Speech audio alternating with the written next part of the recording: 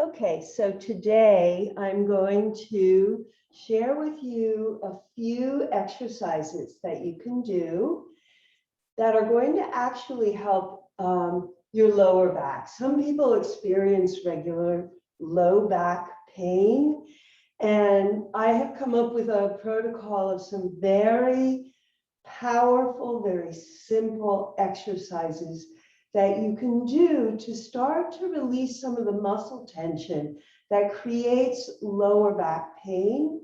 And actually, if you're having any tension or pain in any part of your spine, these exercises are going to help because they're going to bring a little bit more flexibility to your spine. They're going to help to release the upper back muscles away from the downward pull that, life in front of a computer and looking down at books and looking down at objects all the time are in this modern age are really facilitating this kind of tight, poor use of the body. So we're really looking at how we can feel more comfortable more often in our bodies and really begin to become truly well. This is my desire for you, and it's really the overarching desire of this course that we're doing in the 30-day renewal map. So I'm going to come back here. I know I'm a little smaller, so I'm going to come back to my mat so that you can see me. And the first thing that we're going to do, I have this block here. This is my yoga block. And remember that when you're first sitting, you're wanting to open up your hip joints a little bit so you can sit on your block, which makes your hips a little bit higher than your knees. Now, some of you are going to still be feeling a little uncomfortable sitting in this position. So I want to remind you that you want to start allowing your body to sit comfortably in this cross-legged position. You could even put your feet up if your hips and knees are complaining and feeling a little cranky today, or just even loosely bring your legs in. They don't have to be in that yogic half lotus position. But we're going to just start by kind of reclaiming our spine, feeling the weight of the body dropping down into that block. If you don't have a block, then using pillows is fine. Try to have hard pillows if you can. And then just take a few moments to breathe, letting your chin, letting your nose drop a little bit so you feel an easy rotation of the head on the top of the spine. And then we're thinking about the head leading the spine into length. So it's kind of a paradox. We're dropping down through the weight of the body and at the same time allowing for this beautiful uprightness or up thought. So as if your head was inclining towards the ceiling. You're going to do that for a few moments. Then we're going to take the block away and we're going to come onto all fours. Now, you're on all fours, your wrists are directly under your shoulder joint, and you don't want to have your elbows bent. You really want to push a little bit into the floor with your hands. The top of your feet are pressing. So this is a pretty active position. We call this tabletop position. So we're not letting the lower back sink, and we're not letting the shoulders pull up. So we're really trying to find that kind of neutral position, because the next thing that you're going to do is just take a few crawling steps forward. And you can look around, kind of notice your environment, think of yourself kind of in an animal form, your favorite puma or lioness. And then we're going to go into cat. Now this is a yoga exercise. Cat is a dropping of the head. You're drawing the belly up and you're dropping your tailbone down. So you're getting a nice stretch in that low back. And you're not going to press too much into the upper back. So really feature the pelvis area. And then the next thing is cow. You're going to drop down at the hip joints and look out. Okay, nice breath in. Now we're going to go back to cat. Breathe out, pull the belly into the spine, dropping your sitting bones down, making that really big witchy cat curve, and then relaxing. Try not to go too much down when you look out. You're not going to be pressing at all, just very gently dumping your belly down and looking out. Good. And then the next thing we're going to do is just move back onto your haunches. So the sitting bones, the pelvis is coming down and resting on the heels or a little bit higher if you're feeling a little stiff, and you're going to walk your hands forward into extended child, bringing your head, your forehead down to the mat. You could even put a hand on the back of your neck and see if you can relax your neck as you do it. But it's just a little bit of weight going into the forehead towards the ground. Take a few breaths here. It's very relaxing, deeply relaxing. And then coming back up onto all fours. Okay, so next thing we're going to do is some leg stretches. Now, the brilliance of doing leg stretches is that the legs can pull into the hip joints quite readily and put a drag on the lower back. That's one of the reasons why the lower back gets into so much difficulty and tension and pain. So what we're going to do is just 4 simple leg stretches.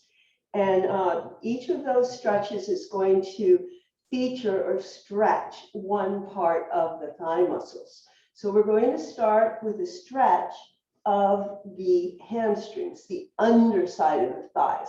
So go ahead and lie down. You can lie on your mat. You can even bring your head to a pillow or to a block.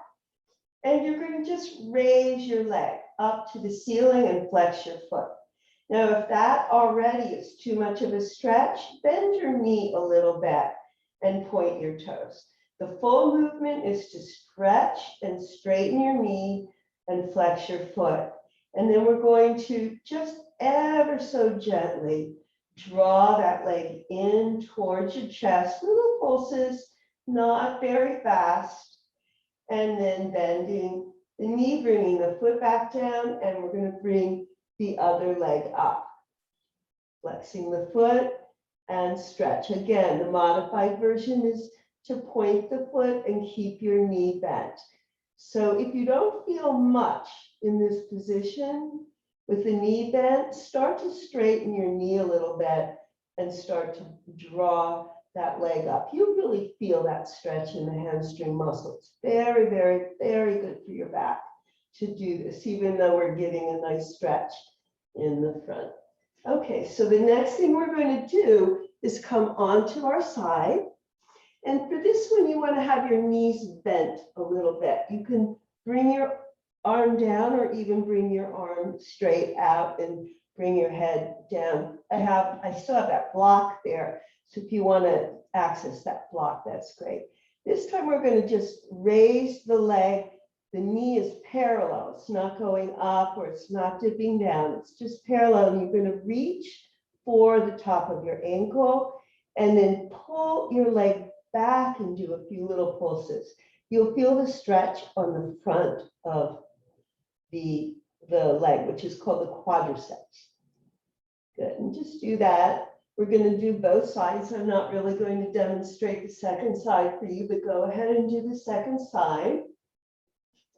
And then the next exercise is to bring your feet to the floor. Your legs are a comfortable distance apart, not too wide.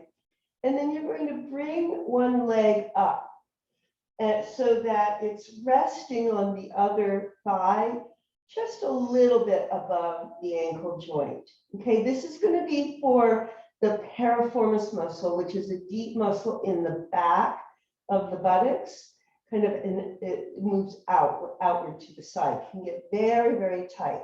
And then what you want to do is lift that foot and reach your hands either under the thigh or even if you want an even deeper stretch to the outside of the shin. And we're just going to hold that. We're not going to pulse this time. We're just going to hold this position. See if you can relax your shoulders, not let them pull up, just keep them nice and relaxed. It's a very passive stretch for the piriformis muscle and the outside of the thigh. Again, another place, especially if you live in cities and are walking on concrete a lot. And then if you want to, you can just rock side to side as you're doing this too. You'll really feel that stretch. Okay, we're going to bring the foot back down. Other foot comes down. Other leg comes up and crosses. We're going to pick up the foot from the ground and reach under the thigh and just do the same thing. Also, if you want a deeper stretch, then go to the outside. Either one of them is fine. You're going to feel that stretch on whether you have your hands under your thigh or to the outside of the shin. And then just feel breathing, relaxing as much as you can. Let those shoulders relax. Let your breath come in. And then to come out of it, just let go of that thigh, bring your foot to the ground and uncross your legs.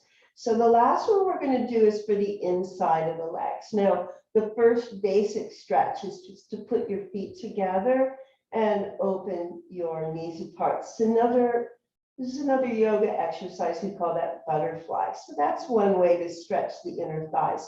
But if you want a bigger stretch, bring your legs up. Hook your fingers into the big toe, around the finger and thumb around the big toe, and open your legs. Open and stretch your legs, and then rock back and forth. Looks kind of silly, but we call this happy baby pose, which is often done at the very end of a yoga class. Again, very relaxing and very restoring, which is what this course is all about. And then when you're done, just bring your legs together, keep your knees bent and float your feet to the floor. And if you want to, you can rest in this position for another 5 minutes or so, as many. It relaxes the back muscles, it does wonders for the back. Making sure though, if you do that, you don't want your feet too close together. They should be 12 to 15 inches apart from one another.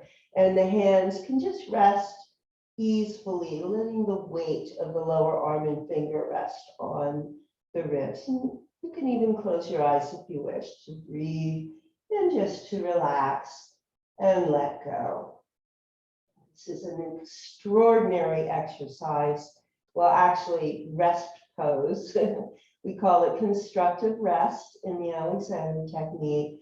And it's very, very good when you have acute back pain. Highly recommended to do this a few times a day for 10 to 20 minutes, depending on what your tolerance level is.